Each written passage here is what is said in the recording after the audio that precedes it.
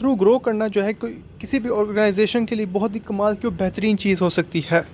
अगर आपके पास सबसे बेहतरीन रिसर्च डेवलपमेंट और R&D टीम हो तो आप बासानी नंबर्स की गेम को खेल सकते हैं, बासानी जो है आप तरक्की कर सकते हैं। चाहे आप इनोवेशन करने वाले या इनोवेशन लाने वाले कोई बड़ी ऑर्गेनाइजेशन, कोई बड़ी फैक्ट्री के मालिक हों, या चंद लोगों को मिला के आप एक छोटा सा स्टार्टअप ही क्यों ना हो।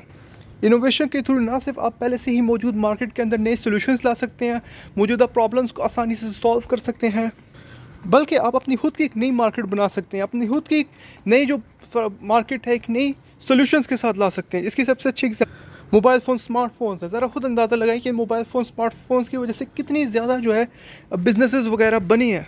जैसे आप जो है ऊबर ईट्स वगैरह, फूड पांडा जैसे फूड डिलीवरी या पार्सल पहुंचाने वाले, या अमेज़ोन की ऐप्स देख ले, सारी मोबाइल।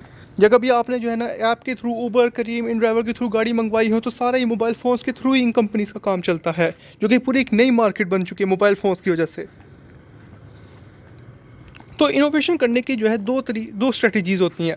सबसे पहली होती है फर्स्ट मूवर स्ट्रेटजी, जिसके अंदर होता यही है, जैसा नाम से पता चल रहा है कि कंपनी जो है सबसे पहली होती है जो कि एक नया मार्क प्रोडक्ट, एक नई इन्वेंशन, एक नई डिस्कवरी जो है लेकर आती है।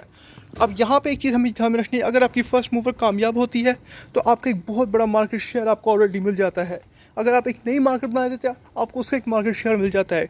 अगर आपका सोल्यूशन जो है बहुत ज़्यादा क्विक, ईजी, रिलायबल, हर कोई यूज़ कर सकता है तो आपको एक मार्केट शेयर मिल जाता है। लेकिन जितना फ़ायदा नजर आता है उतने नुकसान है कि अगर वो सोल्यूशन नहीं चलता सबसे ज़्यादा नुकसान आप झेलते हैं।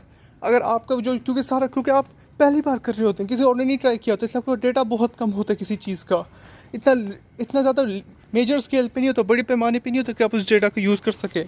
फिर इसी के मुकाबले में आता है सेकंड मूवर स्ट्रेटजी। आप किसी दूसरी कंपनी को देखते हो, उस कंपनी को करते हो कि तुम बस करो, एक तरफ एक इनोवेशन लेकर आओ, और फिर नतीजा क्या निकलता है कि जब आप देखते हो वो कंपनी का जो इनोवेशन कामयाब निकलती है, आप उसी की एक तरह से कॉपी लाते, उसी के जैसे प्रोडक्ट्स जो है इंट्रोड्यूस करते हो मार्केट, क्योंकि आपको एक चीज़ गारंटी होती है कि अगर ये सक्सेसफुल हो सकते हैं तो हम भी सक्सेसफुल हो सकते हैं। लेकिन वही चीज़ आ जाती है कि फिर आप एक मार्केट शेयर लॉस कर जाते हो। लेकिन अच्छी बात यह है कि जो भी नुकसान होगा पहली कंपनी झेलेगी, आप नहीं झेलोगे। जैसे ऊबर की तरफ से ऑनलाइन राइड शेयरिंग की जो ऐप थी, मोबाइल के थ्रू ऐप लगवाना जो था वो कामयाब साबित हुआ, तो फिर उसी को देखते हुए जो है कई सारी कंपनीज है जिनमें सबसे पॉपुलर हो गई हमारे पास लाइफ्ट। उसने भी इस चीज़ को देखा कि अगर जो है ऊबर कामयाब हो सकती है, अगर ऑनलाइन राइड शेयरिंग जो है एक कामयाब प्लेटफॉर्म हो सकता है तो हम भी कामयाब हो सकते हैं। लेकिन मैंने जैसा कहा कि बेशक कामयाब था, लेकिन नतीजा क्या, आप इस अगर चार्ट को ध्यान से देखें इस वक्त, तो यहाँ पे जो था ना ये लाइफ्ट की चार्ट आ जाती है, और आप खुद इसका चीज़ का अंदाज़ा लगाए कि लेट स्टार्ट करने की वजह से जो है लाइफ्ट अभी भी जो है ऊबर से बहुत पीछे है। और ऊबर को जो था बहुत ज़्यादा चांस मिला कि उसके पास ज़्यादा यूज़र, ज़्यादा कस्टमर बेस, ज़्यादा मार्केट शेयर हो और ज़्यादा उसे रेवेन्यू मिले। तो ये नुकसान होता है सेकेंड स्ट्रैटेजी को अपनाने का, जिसमें आप जो है हमेशा पहले वाले को इजाज़त देते हो कि आप करो, उसको देख के फिर आप आते हो, लेकिन फिर आप मार्केट शेयर लूज़ कर जाते हो अगर वो कामयाब निकलता है। लेकिन अच्छी बात है कि अगर उसे नुकसान होता है तो आपको नहीं होगा। तो सवाल यही आता है कि हमारे लिए कौन सी स्ट्रैटेजी बेहतर है, फर्स्ट मूवर स्ट्रैटेजी है या सेकंड मूवर स्ट्रैटेजी है, या हर बार कौन सी बेहतर रहती है। इन चीज़ों का फैसला दो चीज़ों से किया जाता है कि सबसे पहले आपकी इनोवेटिव कैपेबिलिटी कितनी है। अगर मिसाल के तौर पे मैं एक टैक्सी कंपनी, पहले से मेरी है एक टैक्सी कंपनी जो फ़ोन कॉल्स की बेसिस पे जो है यानी काम करती है, आपके पास मेरी कंपनी का नंबर होगा, फ़ोन करके मेरी कंपनी आपको कार पहुंचा देगी। लेकिन ज़ाहिर है उसके ऊपर मैं एक टाइम लेता हूँ, 1 घंटा 1.5 घंटा। अगर ऊबर को देखा जाए तो ऊबर आपको जो है उसी वक्त जैसे ही आपको जाने का दिल करे आपको गाड़ी प्रोवाइड कर सकती है। तो यही सवाल आता है कि क्या मैं उसे क्विकली अडेप्ट कर सकता हूँ, क्योंकि पहला मसला मुझे ये झेलना पड़ेगा कि मेरी कंपनी में एम्प्लॉयज़ हैं, उनको मैं एक फिक्स सैलरी पे करता हूँ। लेकिन ऊबर के पास जो है कोई एम्प्लॉयज़ वगैरह नहीं होते, वो एक तरह से यूज़र्स होते हैं जो उसकी एक सर्विस को यूज़ करते हैं, और जो भी वो किराया कमाते हैं उनमें से एक हिस्सा उन्हें ऊबर को देना पड़ता है। तो यही सवाल है मैं कितने क्विकली अडेप्ट कर सकता हूँ। फिर जो दूसरी चीज़ सबसे इंपॉर्टेंट है जो मैंने बताई नहीं सेकंड मूवर स्ट्रैटेजी में, वो ये कि फर्स्ट मूवर स्ट्रैटेजी का एक नुकसान भी होता है कि अगर आप कोई छोटा सा फर्म, छोटे से स्टार्टअप हैं और आपका प्रोडक्ट सक्सेसफुल रहता है, लेकिन आप उस प्रोडक्ट की सक्सेस को एक्वायर करने की इतनी सलाहियत नहीं रखते, इतनी आपके पास वर्क फोर्स नहीं है कि आप इतने ज़्यादा बड़े कस्टमर बेसिस को होता ना संभाल सको। जैसे बहुत ही सिंपल सोल्यूशन था आपका, बहुत इफेक्टिव प्रोडक्ट था, तो बहुत ज़्यादा कस्टमर्स आपको मिलने के हद से ज़्यादा कि आप मैनेज कर सको।